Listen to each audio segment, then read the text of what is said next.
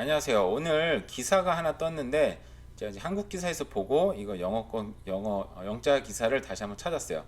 보면 이제 캐나다 인플레이션이 지금 8.1%가 상승을 했다라고 지금 나왔고요. 그리고 Early signs suggest peak near. 근데 이제 굉장히 이 고점이 좀 다가왔다라는 기사기는 합니다. 보면은 이제 CPI 지수예요. 미국에서도 조사하고 캐나다에서 조사를 하는데 지난달에 5월달에 7.7%였었는데 이번 달에는 8.1%가 나왔습니다. 사실은 제가 인플레이션이 지금 굉장히 거센 상황이에요. 이게 보니까 뭐 83년 1983년 이후에 지금 뭐 최고 인플레이션이 나왔다라고 얘기를 하고, 그리고 제가 여기에 대해서 이제 어느 정도 생각을 조금 정리해서 막 글을 써봤었는데, 지금 저는 당장 저한테 오는 충격은 지금 모기지를 몇 달 전보다 지금 한 달에 500불 가까이 이상 더 내는 것 같아요. 이게 어느 정도 좀 고점이 와서 떨어지지 않을까 다시 생각을 했었는데, 이 어떻게 해야 되나 지금 좀 고민을 좀 깊이 해봐야 되는 시기인 것 같고요. 이 다음 그래프는 캐나다에는 CPI 지수하고 이제 브리티시 콜롬비아가 CPI 지수 조금 뭐 거의 비슷하죠. 이 정도는 거의 똑같이 나오고 있다라고 얘기를 하고 있는데, 근데 지금 CPI 지수 이렇게 오르고 여러 가지 생각을 해봐야 되겠지만 제가 생각하는 중요한 부분은 바로 이 부분이었어요. 근데 이렇게 고물가 시대에도 가만히 앉아서 아무것도 안 하고, 제가 이제 물음표를 치긴 했죠. 사실은 아무것도 안 한 게 아니고 뭔가를 한 거죠.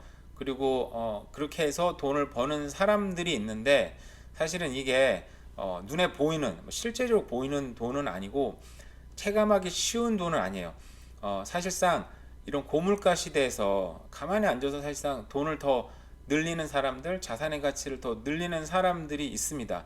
자, 어떤 얘기냐면 현찰은 우리가 갖고 있으면 고물가 시대의 충격을 그대로 맞고 있어요. 정말 너무 쉬운 거잖아요. 그죠? 햄버거를 예전에는 뭐 5불에 사 먹을 수 있었는데 지금 7불에 사 먹는다. 그럼 거의 뭐 25% 정도, 지금 그 가치가 뭐 거의 40%네요. 그러면 엄청난 가치가 하락을 한 거겠죠. 그죠? 근데 돈의 가치가 떨어지는 것처럼 사실상 우리가 이제 빛을 지고 있는 부분을 생각해 봤을 때 그 빛의 총량도 물가가 오르는 만큼 빛의 가치도 떨어지고 있습니다. 물론 이제 빛의 가치가 떨어진다고 하더라도 지금 현재 갖고 있는 빛 자체가 내가 감당이 안 되고, 그리고 저처럼 변동 이자율이어 가지고 매달 이자율이 뭐 세게 나온다 이러면 조금 얘기가 달라질 수 있겠지만, 우리 대체적으로 모기지를 생각해 보면 될 것 같아요. 모기지로 했을 때 모기지는 빚을 내서 자산을 산 거잖아요. 그죠? 자산을 샀고, 그리고 고정 이후 이자율이 많으니까 고정되어 있다라고 생각을 해봤을 때, 그렇다면 지금 이자율이 뭐 3% 4%이긴 하지만 사실상 이제 CPI 지수가 뭐 7.7% 8.1%씩 나오면 사실은 이자율보다는 지금 물가가 더 세기 때문에 물가가 올라도 지금 자산의 가치의 빛은 더 줄고 있는 거예요. 그죠?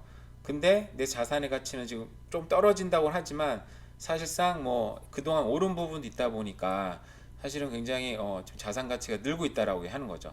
자, 그런 사람들 정리하자면 돈을 빌려서 그걸로 현물 자산을 구입했던 사람들, 그래서 부자들이 이렇게 많이 했죠. 제가 이거 기사를 찾으려고 했는데 찾지 못했는데, 팬데믹 때 부자들은 빚이 더 늘었고 그 가난한 사람들은 빚이 줄었다. 그래서 양극화가 해소됐다라는 기사를 봤어요.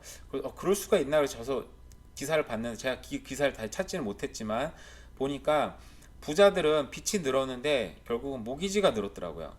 결국은 그 사람들은 팬데믹 때 빚을 내서 자산을 더 구입한 거고, 저소득층은 빚이 줄었다고는 하지만 모기지는 줄었어요. 모기지가 준 걸 보고 결국 자산이 빚이 줄었다라고 표현을 했는데, 결국 모기지가 줄었다는 얘기는 이 사람들은 어떤 상황에서든 자기 부동산을 팔았죠. 어느 정도 그래서 돈을 벌긴 벌었겠지만 그 사이에 또 자산가가 엄청나게 올랐으니까 결국은 자기 자산의 가치는 하락이 됐다는 거죠. 결국은 물론 이런 것들이 중산층들도 자기가 감당할 수 있는 빚이라면 모기지 같은 채무로 집 같은 혹은 금이라든지 자산을 구입했다면 집값이 어느 정도 하락했다고 하더라도 사실상의 빚의 규모가 줄고 있으니까 자산의 가치는 상승한다고 볼 수 있습니다. 그래서 제가 여기서 이 기사에서 주목했던 건 약간 관점의 차이기는 한데, 이런 소비자 물가가 거세긴 하지만 결국 이 거센 만큼 빛의 가치도 점점 줄어들고 있기 때문에 자산을 많이 갖고 있는 분들은 감당할 수 있다면 이런 빚의 규모도 줄기 때문에 결국은 더 부자가 되고 있다.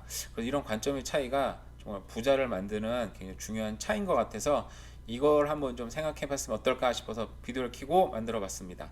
네, 그럼 오늘도 네, 좋은 하루 보내시고 안녕히 계세요.